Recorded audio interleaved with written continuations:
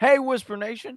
It's the Fantasy Whispers, your favorite fantasy football channel, and we're back on Thirsty Thursday with the new show segment here. We want to help Whisper Nation, if you're new to the channel, make sure you hit that subscribe, hit that bell so you get notified anytime we go live. We are talking those guys that you're going to want to trade for right now, week 4, or their value is really, really high. You want to get those away from your team. We don't see that continuing. Maybe dump that onto another team. We're going to talk about some of those guys. We're going to talk about the latest news and more. All that on this episode of the Fantasy Whispers. Right here. That's right. Like Johnny said, it is Thirsty Thursday. Maybe you just want a little bit more of your, fantasy football action. We're itching because tonight is the Thursday night football matchup. But if you like that fresh fantasy football content and you want more of it, consider subscribing to the YouTube channel and giving this and other videos a like on your way in. That being said, welcome into Thirsty Thursday. My name is Big Travie. You can find me on Twitter at BigTravieTFW. And I'm joined on the other mic by Johnny Game Time Hicks. You can find him on Twitter at Johnny_Game Time. Johnny, what is going on, brother? What's up, dude? You almost doubted whether or not I was going to join you. You thought I was just going to bail after the intro part. Yeah, I did. I thought you'd be out of here, dude. I almost bailed on that intro part, to be honest with you. You probably just would have just left the stream, but yeah, no, we're here. This is a new show. We're trying this out. We wanted to give Whisper Nation a little bit of extra, especially as we get into the grind of the year. We're about to be 4 weeks through the fantasy football season, and we're starting to see some data points created, whether it's cornerback, wide receiver matchups, which we'll talk about today, whether it's going to be, trading metrics, metrics that help us trade for and trade away players. We want to help you here on Thirsty Thursday get that stuff done. And then a little bit at the end of the show, we'll talk a little bit about Underdog because they are the sponsor of our show today. Underdog is the best way to play fantasy football. It's the easiest way for big cash prizes. They have player prop bets like over/under on touchdowns, receiving yardage, rushing totals, and more. You can also build a weekly draft so you don't have to worry about your season-long team that's 0-3 right now. You can jump into one of these battle royales, one of these drafts, and get a team that's going to actually win you some games here, win you some money. We're going to help you build those bet sleeps each week. But if you go to UnderdogFantasy.com or download the app, they're going to give you $10 free when you use the promo code TFW. That's UnderdogFantasy.com or download the app and use the promo code TFW for $10 of free money. That's TFW for $10. Johnny, we're going to jump right into it. But before we get into this, this section of this Thirsty Thursday, I want to say what's up to everybody in the chat. Mr. Miyagi saying, yo, I missed yesterday's live stream, but I'm here today. Glad to see you. Andre Silva saying, what's up? And we said, Mr. Miyagi, I'm drinking a tall glass of Bengals defense. I would imagine. Big gulp, huh?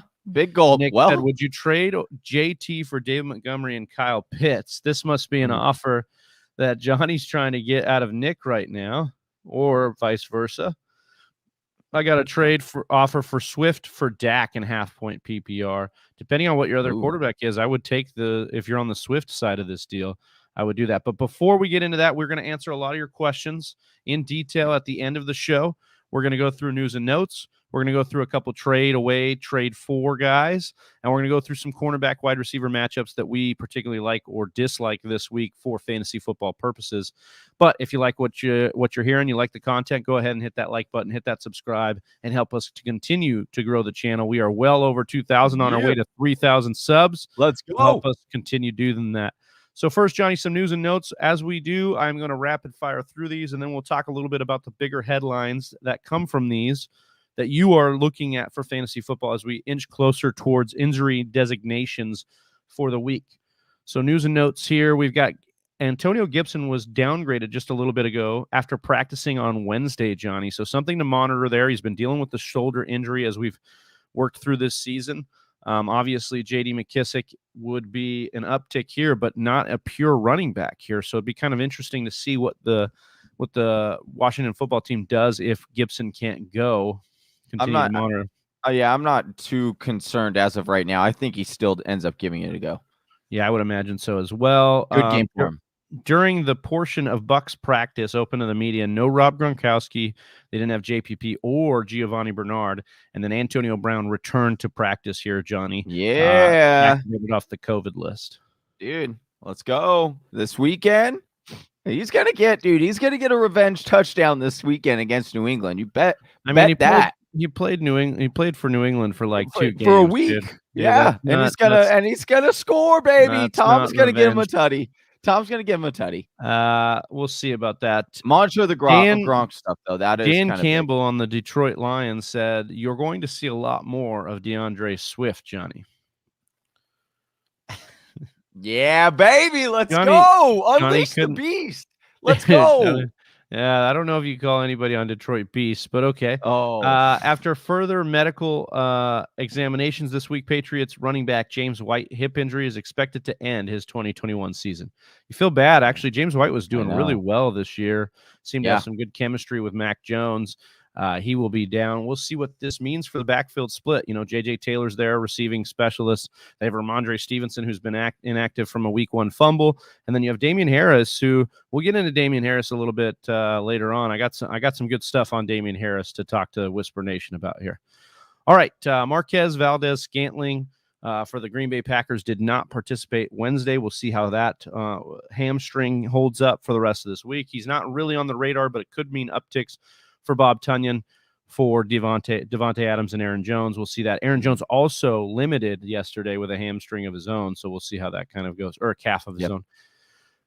George Kittle here did not participate Wednesday, but is expected to play. Also for the 49ers, Elijah Mitchell limited Wednesday and expected to practice this week. We'll see how that progresses for the San Francisco 49ers. Just tons of injuries on that team right now. Brutal. For tonight's game, the Cincinnati Bengals, T. Higgins will be out of the game. He is suffering that shoulder injury that was believed to not be very severe, but now will miss 2 games, Johnny. You're out, LaFleur. Get on Tate in there. We'll talk about on Tate a little bit, foreshadow in the after show when we're talking about lineups, huh? Maybe. Will Fuller misses practice with an undisclosed injury here, Johnny. This guy. Dude, for reals, real talk, asking for a friend. Do you drop Will Fuller? Is Will Fuller droppable? Yeah, I mean, I don't know. This week I do like, and we'll get into that when we get into the cornerback matchups here. Big fan of Will Fuller and Devontae Parker's outlook for this week. But yeah, this is a tough one. This is a tough one to see. He just keeps kind of, doing whatever he wants with Miami. I mean, you like the deep targets there for sure, but man, I don't know. I like Waddle. I'll tell you that. I like Waddle there. Getting done. Our next piece of news is a nice one for Justin Matthews here. It says, "What's up with Julio Jones? Dump or keep?" I would definitely be keeping Julio Jones right now because of the injury to A.J. Brown. So he's got the hamstring. But the Titans could be without both of their top wide receivers Sunday. Jones is getting treatment for a leg injury, and his status for the Jets is up in the air. A.J. Brown may also miss a week or 2 with a hamstring injury. So that's the big news coming out of there. And then finally, the Colts, Marlon Mack, have agreed to mutually seek a trade. Don't know if a bunch of teams are really looking for Marlon Mack. He's coming back from that Achilles tear. But Jonathan Taylor as the bell cow, and then Naheem Hines recently extended. They want to use those 2 backs. I don't think they want anything to do with Mack. He's been a healthy scratch for both games, but he wants to play some more. Johnny, of all these news that came out over the last couple of days, anything really sticking with you as the big piece of news as we head into the Week 4 matchups? Definitely watch and monitor the Gronk news because I do expect if Gronk plays, Gronk to have a monster game, revenge tour there in New England. I think that Brady just wants to completely make him jealous, Bill Belichick jealous, and be like, "Hey, this is what you used to have, man. This is what you used to have, and you no longer have it." It's like seeing your ex, out in public with your new girl.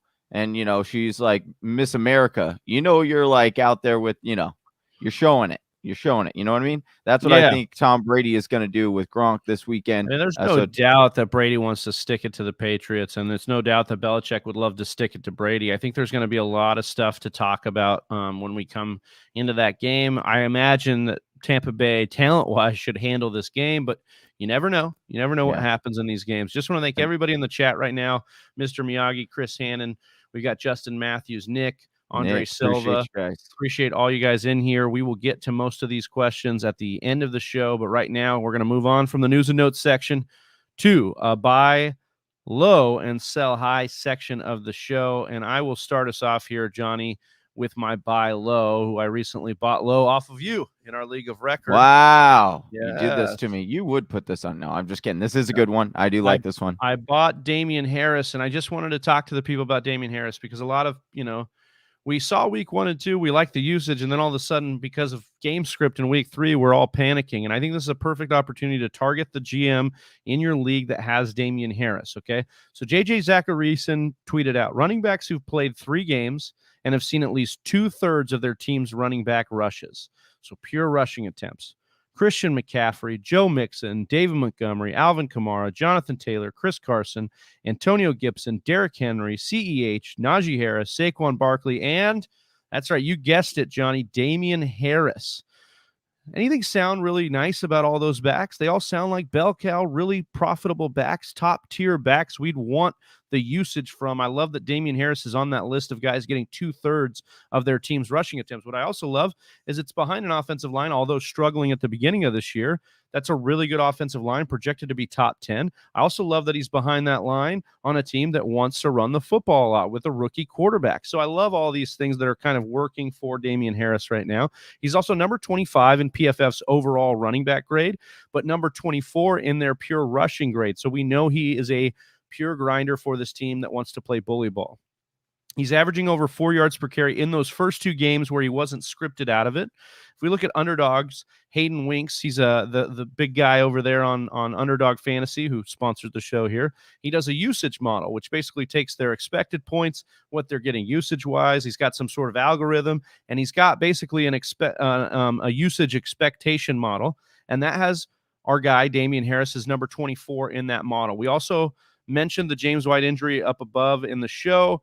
That could at least see an increase in snaps for Damian Harris. I know J.J. Taylor's a popular ad. I know we talked about Brandon Bolden and Ramondre Stevenson, but I do think at the very least there should be a few more snaps for our guy Damian Harris. He's caught 76% of his targets over the last 2 seasons, Johnny. But check this out. He has as many catches this year as he had in all of 2020. So I love to see that they're using him again in the passing game, but at a much higher clip here. Drafted as an RB2 and an RB3, so I'm not sure why we're all freaking out about it. We knew he wasn't going to be matchup proof when we drafted him as such. And check this out. This is the best part for the buy low right here, Johnny. He gets the Jets, the Chargers, and Houston in his next 5 games. All of those defenses, Johnny, are currently top 8 in points per game given up to running backs. So I really like where Damian Harris is sitting right now. I think he's a perfect buy low candidate. I think you go out there and you try to approach him. You don't overspend for it, but you go and grab a guy who can really end up being on the RB2 radar firmly. 2 things that I really do like about going after Damian this week is, one, you talk about the schedule coming off New Orleans, a bad game script. Kind of expected, right?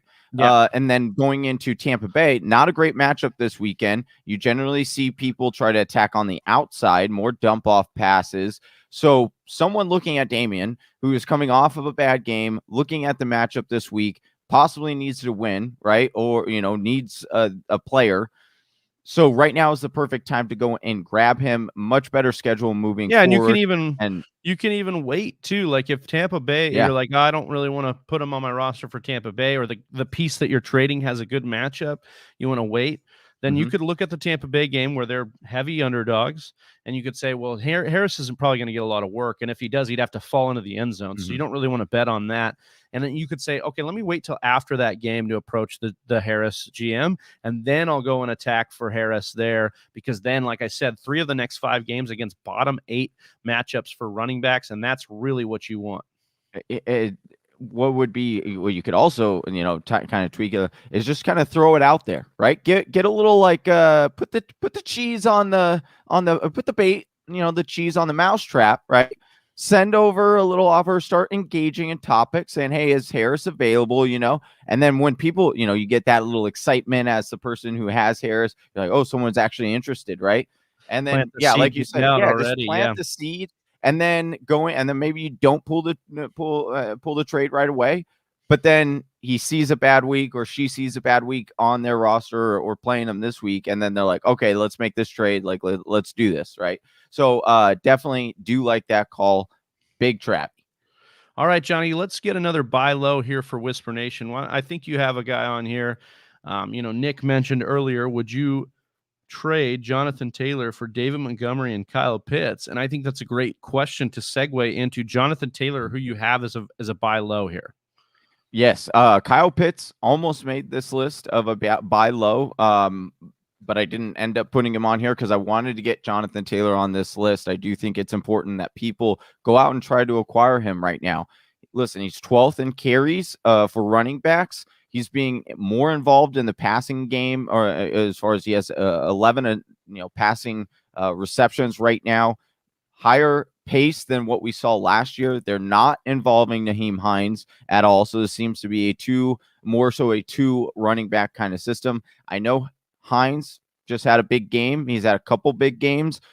I would try to sell high on Hines right now if I could. And I would go after Jonathan Taylor. The big thing for me with Jonathan Taylor, 14 red zone touches. That's second in the league right now. He has a whopping 0 touchdowns. 0 touchdowns. So people are panicking who have Jonathan Taylor. They're probably sitting at, 1-2, 0-3, something like that. You can go in and try to swoop him a little bit cheaper. I do think better days are ahead for Jonathan Taylor. The schedule opens up a little bit. We'll continue to monitor, obviously, Carson Wentz, but that offensive line also starting to get a little bit healthier as they, get guys back from injury during the preseason. So I do think that Jonathan Taylor is a guy that you should try to go out and get right now because his value is probably not going to get much lower, if at all. And so he is a guy that I'm going out and targeting. Yeah, I think Jonathan Taylor is a great one, especially if they pull off the Marlon Mack deal. The only problem I have with Taylor would be usage, but similar like usage to Damian Harris, where he could get scripted out of games because when they're behind and you have the injuries with Carson Wentz. But again, I think if you offload the Jonathan Taylor onto your squad, you won't have to pay that first round premium. Maybe this frustrated GM is going to dump Taylor to you because they're tired of dealing with the up and down games. You then get a very solid RB2 with week one, or with RB1 weekly upside. And I think that's the way to target a player like Jonathan Taylor. So I definitely agree with you. Don't get caught into paying the first round premium for Taylor, though, either. Yeah. Don't try to buy him at his absolute ceiling. That's not the way we go and buy low. Yep. All right. Our sell high candidates here. Johnny, I'll start us off with a guy that's been really crushing it right now. And that's Deebo Samuel, who is just really, he's been torching people right now. He's currently dominating the target market share, 32% of San Francisco's market share. That's really unheard of, even for wide receiver ones. But really, I think the story behind here is the slow start for George Kittle, but then also Ayuk. Ayuk played the following snap percentage in the first 3 weeks, 47%, then 54%, and then finally 86%. What happened in the game that Ayuk played 86%? Well, he caught a touchdown, and Deebo fell all the way down to 5 points. He fell back down to earth. His average depth of target is 7. Okay, that's the lowest of any wide receiver in the top 15 in fantasy scoring right now. I'm sorry, the second lowest. Only Adam Thielen has a lower ADOT right now. San Francisco is bottom 10 in passing attempts. This isn't to say I don't think he can have a good season. I just feel like he won't remain this consistent as Ayuk and Kittle shake off their slow starts. So take Deebo Samuel if I were you, and I would try to get him for maybe you could take Deebo Samuel and sell him for a guy like Damian Harris. Maybe you can take Samuel in a piece and trade him for a guy like Jonathan Taylor. And I think those are the situations you can look to do when you're selling a guy at his maximum value right now, especially a guy. Look, if we're thinking our logic is right and Ayuk is supposed to be the number one, then the logic here on Samuel is that he will not be, and he's just benefited from less snaps for Ayuk. And so I think you need to try and capitalize on that as you can.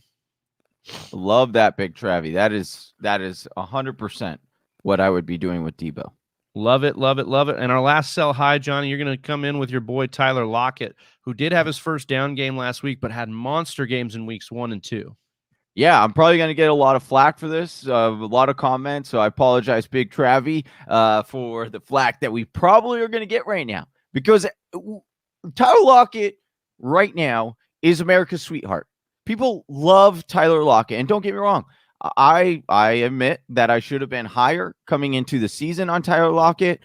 He is a difference maker at the wide receiver position. I 100% agree with all that. And I think that he's been more than what you expected as far as where you draft him, which is why I believe you should try to trade him right now.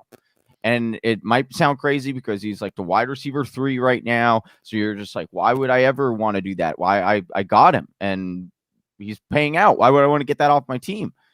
Well, I'll tell you why. Because I don't think this is going to continue. I'm over here and I'm really trying to buy into Taro Lockett. I really am trying to clean the slate there. And I'm looking at him like, okay, like maybe he is pulling it around 25% target rate. That's pretty good. 3rd in fantasy points per game. Pretty great. 3 receiving touchdowns. Fantastic.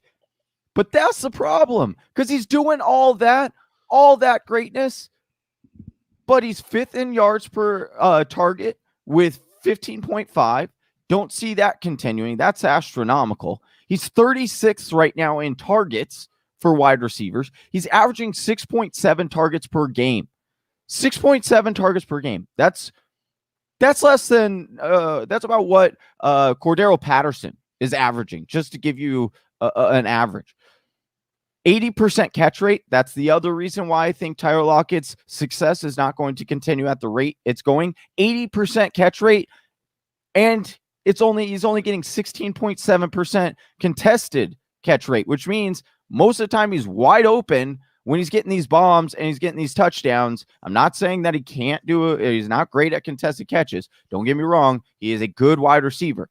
But then you add all that up, and then you look at the fact he only has 1 red area target, Travis. So he's got 3 touchdowns, but he's got 1 red area target in which he wasn't a successful catch on the 1 red zone target. So all of his touchdowns are coming from outside the 20. They're long bomb ones, which again, if he's your wide receiver 3 in flex and most options, and he probably was because he was going later in drafts, but right now he's wide receiver 3. You could basically get him for anybody.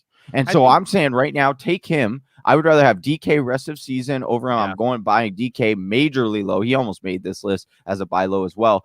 Going out and trying to get DK, or taking like Taro Lockett and pairing him with some kind of piece that's, like a Zach Moss or something, and really getting that wide receiver difference maker that could really have a season-long impact, not just from week to week and then go hot and cold.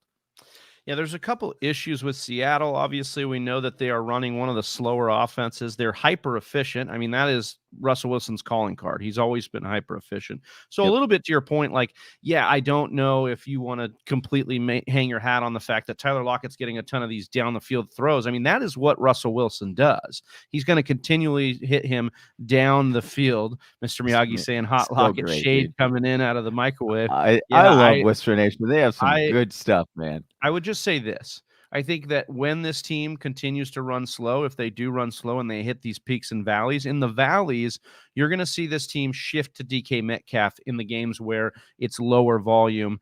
And that is the problem. He won't sustain the target market share that we need him to be okay getting the volatile play. So I agree with you that he's a buy or he's a sell high here. And I agree with you that I would rather have DK rest of season, just because I think that's the way it shapes up. Whisper Nation, just want to remind you, we're going to get to all these questions at the end of the show. We got one more segment here, which is about our cornerback wide receiver matchups. Couple of matchups we like, couple of matchups we don't like, and why. And we're going to start into that now with my plus matchup for the week. So a matchup I really like for the offense here, for the receivers, is in Miami. Devontae Parker and Will Fuller, health providing. And really, Will Fuller would be the one I would try to target here. But if Fuller were to sit, then I'd still like Parker too, because they are both set up, depending on who plays in this game. They're set up to run about 44 snaps against Rock Ya-Sin, who is the cornerback for the Indianapolis Colts. He's getting absolutely torched this year, Johnny.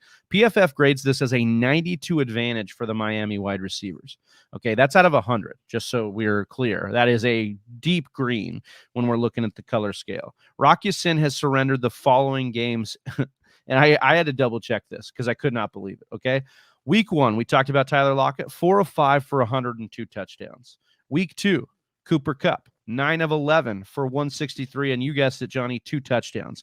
And then last week, Nick Westbrook, who we don't even know who that is. He's Tennessee's, 4th, 5th wide receiver, got in there because of Julio's injury, obviously because of A.J. Brown missing after the first snap. 4 of 4 for 53 and a touchdown. So now, Johnny, what we're saying here is that you target guys against Rock Ya-Sin.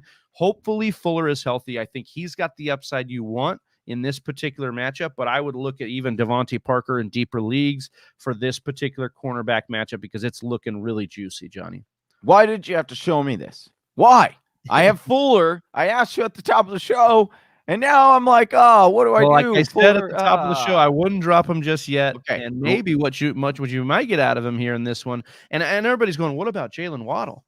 What about Jaylen Waddle here? Well, Jaylen Waddle's going up against probably Xavier Rhodes, and that's not a great matchup for you. And True. and no matter where he goes, even if he goes into the slot, which he has a lot of slot, he's got a lot of slot routes that he's going to run here, right? And in that matchup, it's not looking favorable for him either because he's going to be facing Kellen Moore, who is a below average to bad matchup for any wide receiver at this year so far. So for me, I really love this matchup for Parker or Fuller, preferably Fuller if he can go. Yeah, slot snaps for Waddle, 6th in the league with 92, 59% of his routes come from slot. Indy's defense is bad. Indy's defense is bad, except for at slot corner. That's something where they've been holding it down a little bit here. So that's where I would go. Do you think? Okay, yeah, that's a different. I was going to ask you a question for a different show, but let me ask you. Asking for a friend. Would you play Will Fuller or would you play Deontay Johnson or Cordero Patterson? I mean. Well, like I said at the top of the show, we'll be answering those questions at the end of the show here, Johnny. So even you, I'll tell my friend. Yeah, remain patient here. Johnny, what do you have for your plus matchup at cornerback and wide receiver face-off here? So I like this. This has been great because Mr. Miyagi, once again, good segue man. Like he's like our Whisper Nation segue guy. Because he is asking the right questions. It's like iRobot, when I come at you, you're asking the right questions here. Mr. Miyagi, he was saying he thought Allen Robinson was going to be a sell high. On the contrary, my friend, right now, I would actually say go out and get him. He was almost a buy low for me. Another one, as DJ Khaled likes to say. When it comes to A-Rob, though, this weekend, check this out. Get him in your lineup. I think he's no worse than a flex play. I do think he's more of a wide receiver 2 with where he could get back to his wide receiver 1 weeks this week. Why? Because you look at this defense going against Detroit Lions defense that against the pass through 3 weeks, Travis, similar to your breakdown, check this out. Yards per attempt allowed, 10.25, number 32 in the NFL. Explosive play rate allowed, 22.8%. That's number 32 in the league. Yards after contact per completion allowed, 7th. That ranks 29th in the league. Passing touchdowns rate allowed, 8.3%. That is ranked 30th in the league. And contested target rate, 11.8%. That is number 26 in the league. So I do think that I understand it's a little bit scary. It's a little bit sketchy, especially what we've seen out of Fields through the last, game and a half, really. But I do think this is a get-right game for Fields and the Chicago Bears offense. I expect a big day from Monty. I expect Allen Robinson to get back onto track this week. And so right now is a perfect opportunity to go out and try to acquire Allen Robinson, in my opinion, because people are majorly panicking. Johnny sneaking in 2 buy lows here. Yeah, dude, I just try to get it. That's kind of bonus. I'm like, but wait, there's more. It's like an infomercial, dude. I love it. The bonus stuff. All right. Lastly, I want to talk about a temper expectations matchup. Everybody's high on Michael Pittman Jr.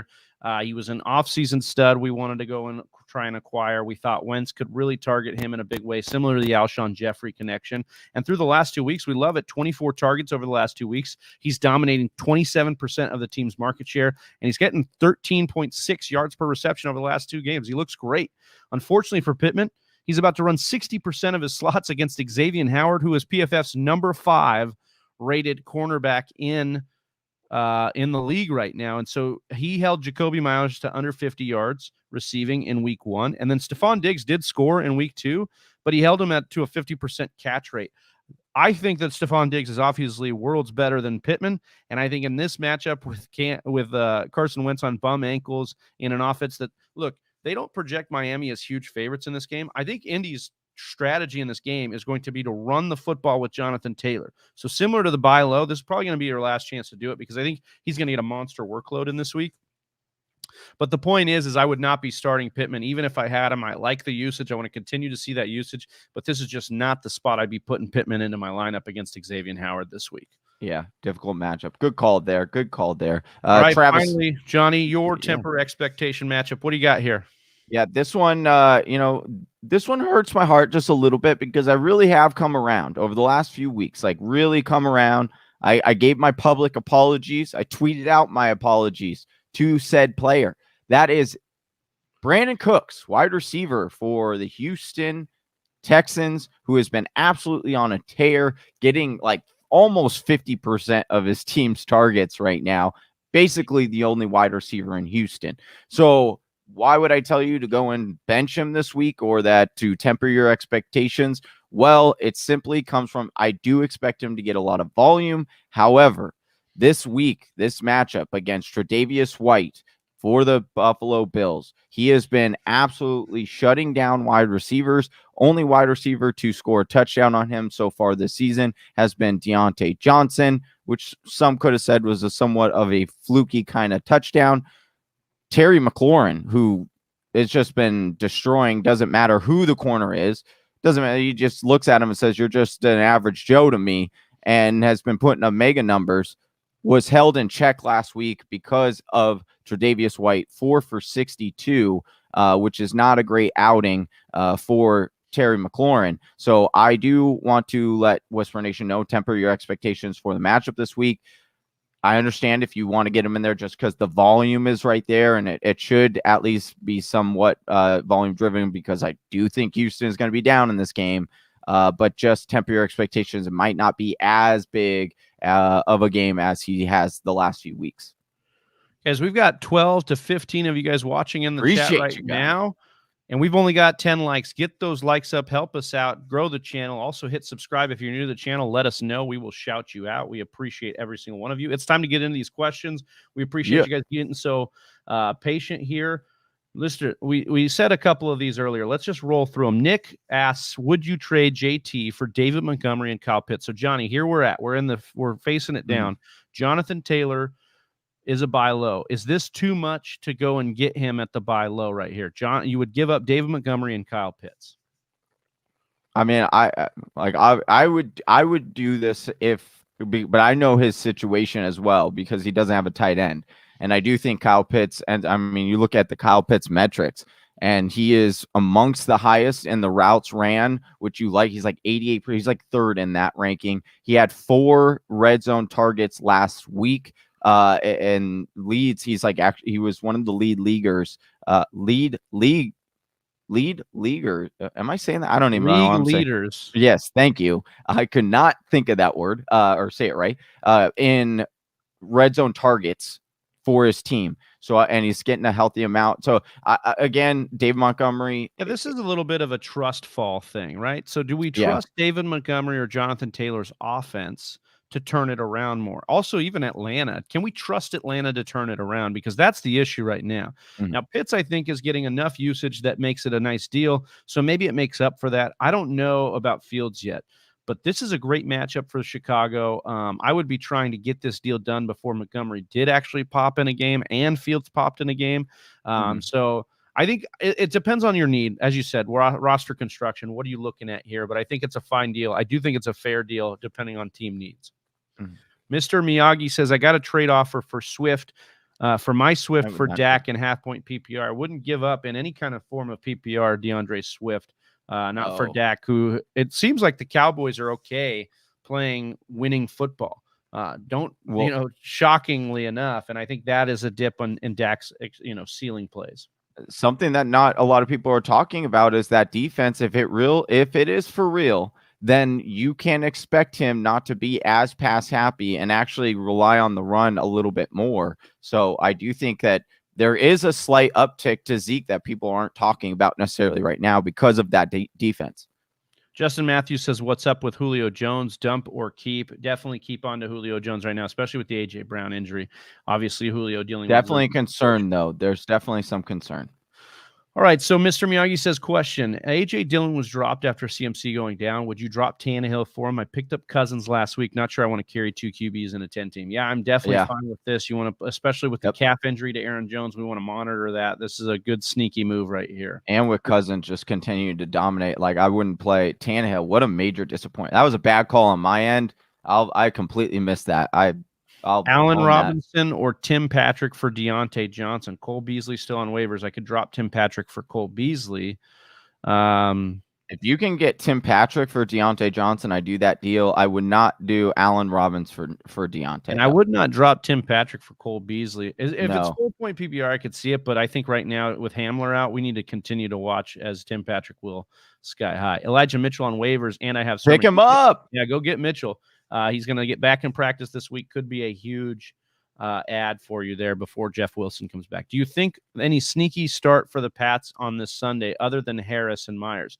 Myers is a huge sneaky start for me because what people aren't talking about enough with James White going down is actually Myers' ability to soak up all the targets here that James White was acquiring. And this is a game they're going to have to throw. I think Myers is the only guy, maybe one of the tight ends, maybe Jonnu Smith as like a dart throw is another guy I would start, but that's about the guys I would be looking at here. And talk about where the Tampa Bay weakness is on defense. It's not the outside wide corners. It's that slot. You saw what Godwin was able to do this past weekend and Gronk in that middle of the field. I do expect a big day for Mayers. Who should I be shopping? Who should I be shopping Hines for? This seems like if you're not in PPR, like if you're in PPR, keep on to Hines. If you're not in PPR, I think I would try to go and get like a declining running back or a guy who hasn't started hot, maybe a Zach Moss. If you go pick up a Zach Moss or Zach Moss maybe turns into something, I think that's a good thing.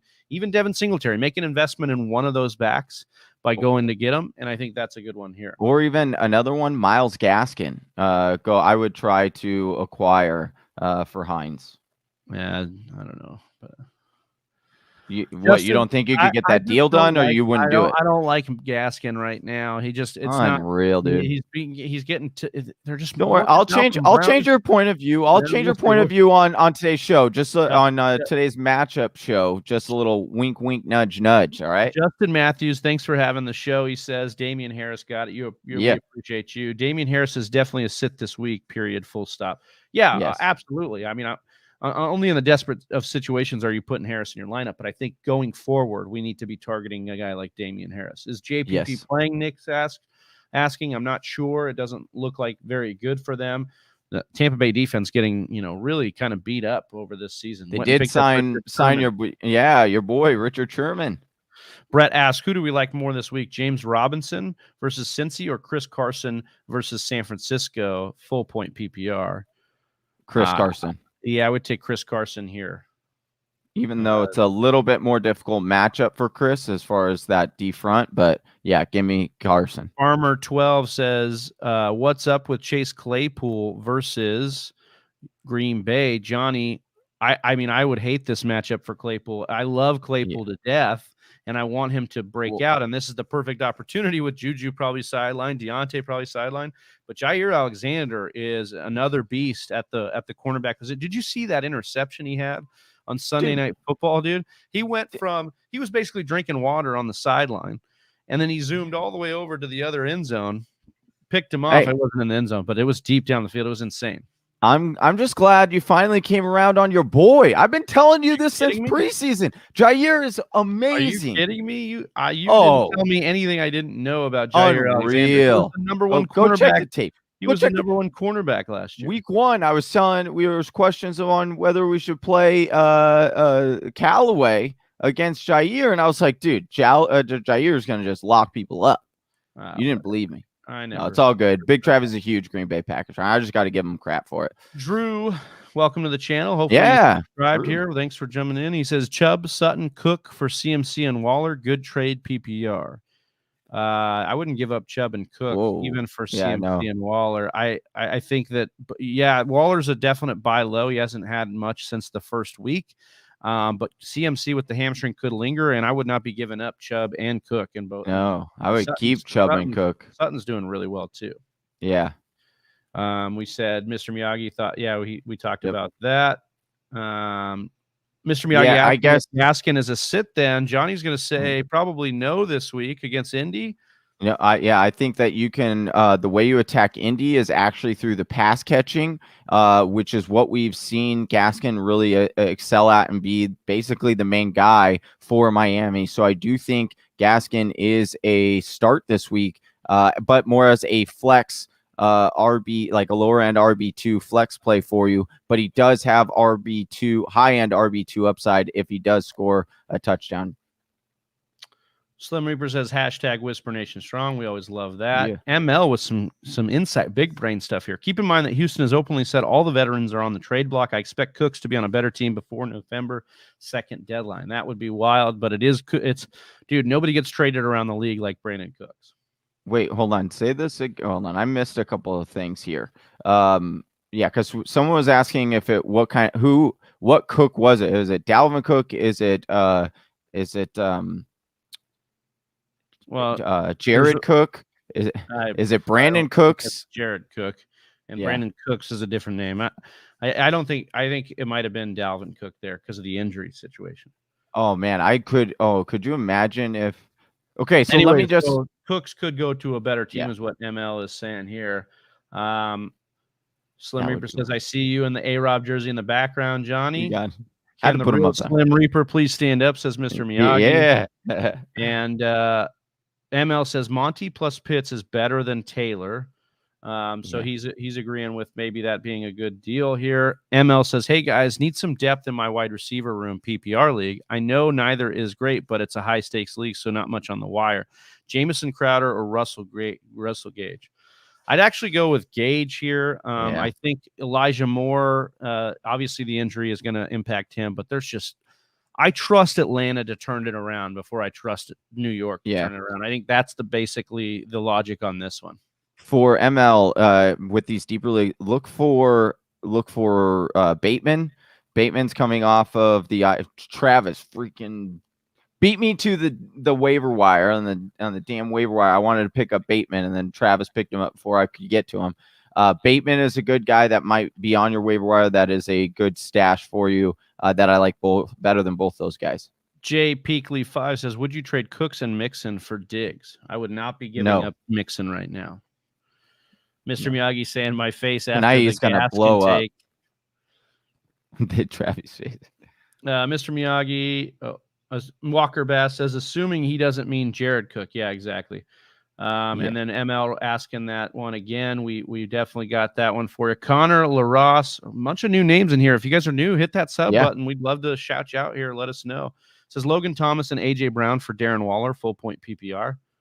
I think I might do this deal just based on AJ Brown's injury, plus the offense is a little bit scary right now for Tennessee. It hasn't been as good as we thought. I think I might do this deal for Darren Waller in a full point PPR. I think I would. I think the Vegas Raiders are good, and I think this offense is doing some things right now. They've also played some shaky teams and had some overtime games. I think that could come down, and as that comes down, as they regress back to their mean, that means Waller's usage should come up. And so I would actually bet on that, and I think this is a pretty good deal for you, especially at that onesie position. Yep. Tom Brady is a few TDs away from throwing more in his 40s than his 20s. We love that stat. We're monitoring it. Says too many cooks in the kitchen. Yes, I love that. Oh my god. That's a great team name, dude. If you had yeah, it's great. ML says I hear you on Bateman, but he's gone. FFPC league where most owners are on top of things. Absolutely. Yeah.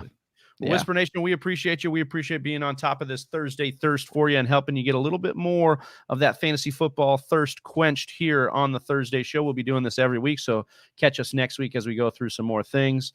Next week, we will be adding the underdog feature of the show where Johnny and I will go through some of the underdog bets, the rivals, the pick'ems, and the battle royales for this week and specifically for the Thursday night game. So make sure you catch us on that one.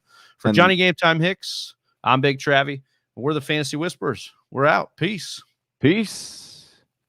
Enjoy this Thursday night matchup, Whisper Nation. Go Auden Tate. Free Auden Tate. Free Auden Tate. Right here. Congratulations on making it to the end of the video. If you still have a lot to say about fantasy football, maybe you want to give Johnny a little bit of crap for his take today, then go on over to our Discord channel and join the conversation there. Click the link in the description below. And if you still want more content, check out one of these videos.